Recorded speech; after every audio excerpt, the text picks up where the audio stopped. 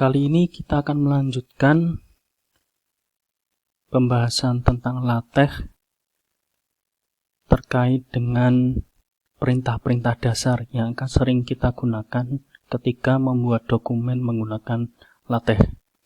Sebelumnya di sini sudah tertampil hasil dari pembelajaran yang lalu. Kita membuat 2 kolom. Di sini kita akan menjadikannya 1 kolom saja untuk mempermudah pembelajaran di perintah-perintah sederhana. Yang pertama yang akan kita bahas di sini adalah membuat enumerasi poin-poin. Di LaTeX kita ada 2 jenis, seperti di word processor semacam Microsoft Word dan sebagainya, ada bullets and numbering. Di sini LaTeX juga bisa dipergunakan seperti itu. Perintahnya adalah menggunakan begin dan itemize. Ketika kita mengetikkan perintah tersebut, secara otomatis di overleaf akan memberi bantuan sehingga kita bisa menuliskannya secara langsung di enter. Kita di bagian bawah di sini begin itemize, kemudian akan ditutup dengan end itemize. Jadi itemize ini adalah sebuah environment. Ada begin, ada end. Nah, penulisannya adalah di dalam environment itemize ini, item di sini item yang akan muncul poin-poin. Jadi misalkan kita menuliskan item pertama, kemudian di sini item kedua. Ketika kita melihat hasilnya, dia berupa poin seperti ini. Poin. Jika kita ingin membuat tanda yang berbeda dibanding bulat titik seperti itu, kita bisa memanfaatkan input opsional dari item. Misalkan kita menggunakan seperti ini, dia akan menghasilkan bulatan yang berbeda. Ada banyak variasi, kita bisa menggunakan tanda berbagai jenis macam seperti yang simbol-simbol di LaTeX pada umumnya. Namun perlu modifikasi lebih lanjut dan itu tidak akan kita bahas pada video kali ini. Ini terkait dengan itemize, yaitu tanda yang tidak urut. Yang selanjutnya kita bisa menggunakan enumerate untuk membuat poin-poin yang dia urutan berupa ada angkanya. Kita memanfaatkan environment enumerate dan untuk mendaftar pilihannya pakai perintah item juga sama. Nomor pertama, perintahnya seperti ini. Ketika kita compile, hasilnya dia berupa angka 1 dan 2. Ini akan sangat sering kita gunakan ketika membuat dokumen di LaTeX. Terkait dengan modifikasi, misalkan space di antaranya, kemudian indentasinya, itu ada pengaturan tersendiri nanti. Hal selanjutnya yang menjadi salah satu keunggulan dari LaTeX dibanding word processor yang lain adalah ketika kita menuliskan formula atau equation. Ada beberapa jenis, ada setidaknya ada 2 jenis penulisan, yaitu penulisan equationnya dia inline equation. Jadi untuk tanda komentar di LaTeX itu menggunakan persen. Ini komentar sehingga tidak akan dijalankan oleh kode LaTeX-nya. Inline equation, ketika kita menuliskan sebuah equation dalam satu baris. Misal ini sebuah equation. Ketika menuliskan equation atau persamaan dalam satu baris dengan teks yang lain, maka kita menggunakan perintah atau kode dollar di sini.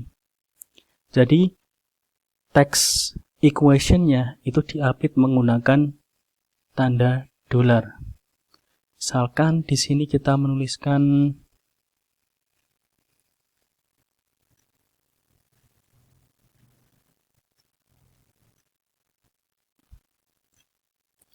sebuah equation di sini. Kemudian kita lihat hasilnya. Oke, sudah tampak hasilnya. Kita menuliskan dalam satu baris.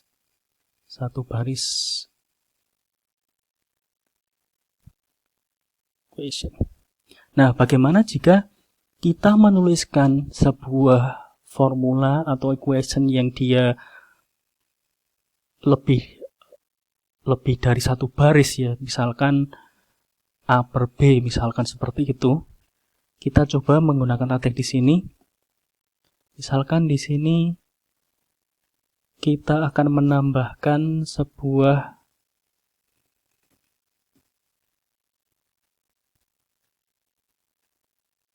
formula. Kemudian kita lihat.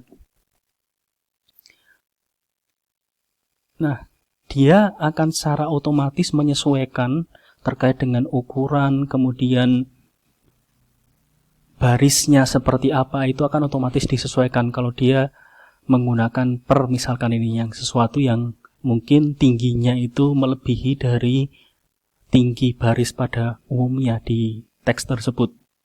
Ini ketika kita menggunakan inline equation. Selanjutnya, misalkan equation ini akan kita buat secara terpisah atau istilahnya block equation.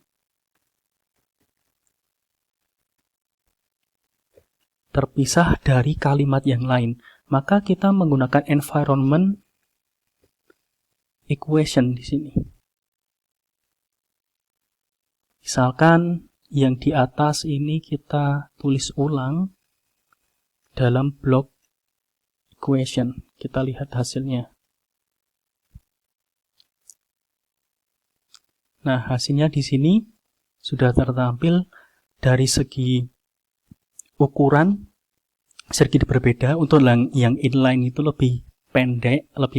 Kalau untuk yang block dia bisa full tingginya. Dan juga secara default ketika kita menggunakan equation environment, maka setiap equation, setiap baris di sini dia akan memunculkan nomor equation-nya.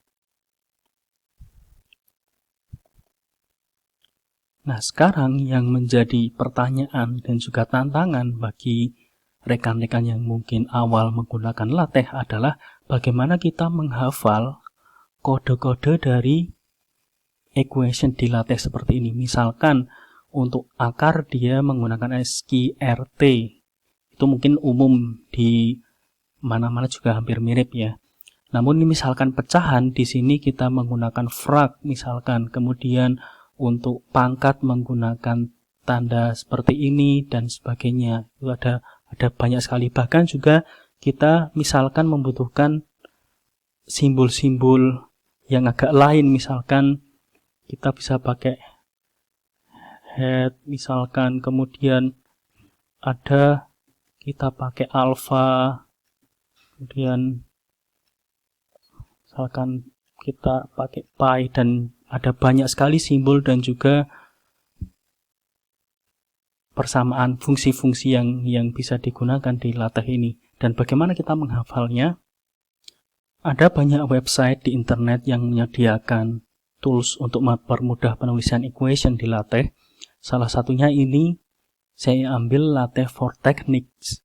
Di sini kita disuguhkan simbol-simbol, kemudian di bagian kiri ada tanda-tanda, kemudian fungsi-fungsi yang bisa kita pilih. Tinggal klik saja, kemudian dia akan tertampil di bagian tengah, kemudian tinggal kita ganti variabel-variabelnya, kemudian di bagian kanan kita bisa melihat secara langsung hasilnya seperti apa. Ini sangat mempermudah bagi yang tidak terlalu hafal kode-kode dari persamaan-persamaan matematis dan juga simbol-simbol yang ada di LaTeX. Selanjutnya kita akan mencoba memasukkan gambar ke dalam dokumen LaTeX. Di sini ketika kita menggunakan overleaf, kita bisa mengupload gambar, unggah gambarnya melalui tombol upload di sini. Saya akan coba upload sebuah gambar. Di sini saya menggunakan gambar indonesia.png di sini untuk akan kita tampilkan ke dalam dokumen LaTeX-nya.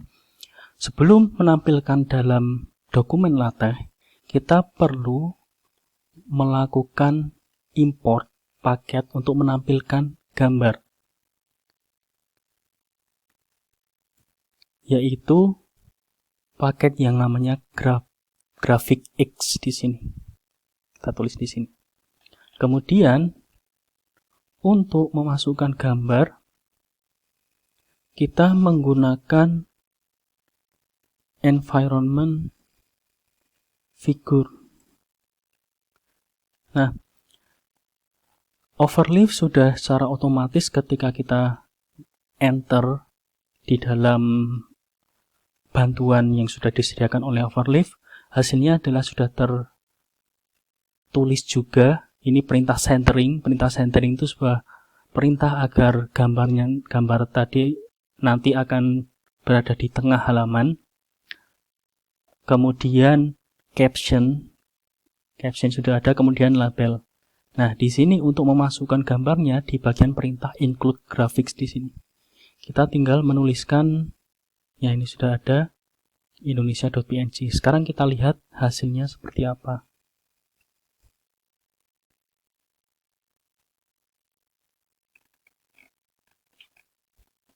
Dia ternyata berpindah ke halaman selanjutnya dan cukup besar. Nah, ada tanda di sini ketika dia melebihi batas halamannya, overfull edge box, jadi terlalu lebar di sini. Nah, untuk kasus yang semacam ini kita bisa menambahkan optional input di sini, yaitu ukuran lebarnya maksimal. Misalkan maksimal kita bisa menuliskan 5 cm. Untuk perhitungan jarak di sini kita bisa menggunakan cm, inci, milimeter, dan lain-lain yang bisa kita temukan secara umum. Kita lihat hasilnya untuk gambar. Oke, sekarang sudah terlihat lebih kecil dan tertampil. Untuk caption bisa kita atur gambar Indonesia. Caption bisa kita atur seperti itu. Kemudian label itu kita bisa set misalkan gambar Indonesia. Nah, guna label itu seperti apa? Itu untuk kita melakukan cross reference-nya. Jadi contohnya seperti ini. Terkadang kita menuliskan di dalam sebuah dokumen LaTeX terlihat pada gambar. Kita akan mengacu gambar yang ada pada teks di sini, gambar Indonesia, maka kita menggunakan tidak secara manual gambar 1 misalnya atau figur 1. Di sini kita bisa menggunakan ref untuk cross reference, kemudian fig gambar Indonesia. Dan ketika kita jalankan, dia akan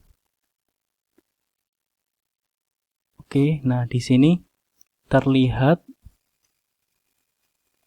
gambar 1, figur 1. Dengan metode cross reference otomatis seperti ini, maka ketika kita memindahkan gambarnya, urutannya akan secara otomatis menyesuaikan, karena yang di sini yang diacu adalah labelnya. Selanjutnya, hal penting yang menjadi dasar-dasar dokumen LaTeX yang lain adalah pembuatan tabel. Pembuatan tabel di sini bisa dibilang terkadang cukup merepotkan ketika kita berurusan dengan LaTeX karena kita harus memasukkan satu persatu teks di dalamnya. Namun nanti kita akan mencoba menggunakan cara yang lebih mudah. Sekarang kita buat tabel yang sederhana menggunakan environment tabel di sini. Nah, kita sudah dibantu oleh Overleaf, jadi sudah langsung hasilnya bisa tergenerate seperti ini. Tinggal kita isi.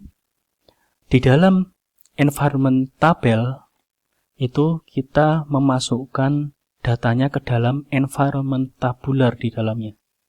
Nah, tabular ini di sini ada input yang wajib di sini berupa alignment-nya. Jadi C itu berarti dia center, L itu left, R itu right. Jadi ini bisa kita tulis misalkan R, berarti dia adalah rata kanan. Sedangkan tanda di tengah ini menunjukkan bahwa nanti ada garis pemisah di antara kolom sebelah kiri dan kolom sebelah kanan. Dan di sini adalah kita menentukan berapa buah kolomnya, kemudian pemisahnya seperti apa. Kemudian untuk data bisa kita tuliskan di dalam environment tabular ini, dan antar kolom dipisahkan dengan tanda N. Jadi misalkan ini kita tulis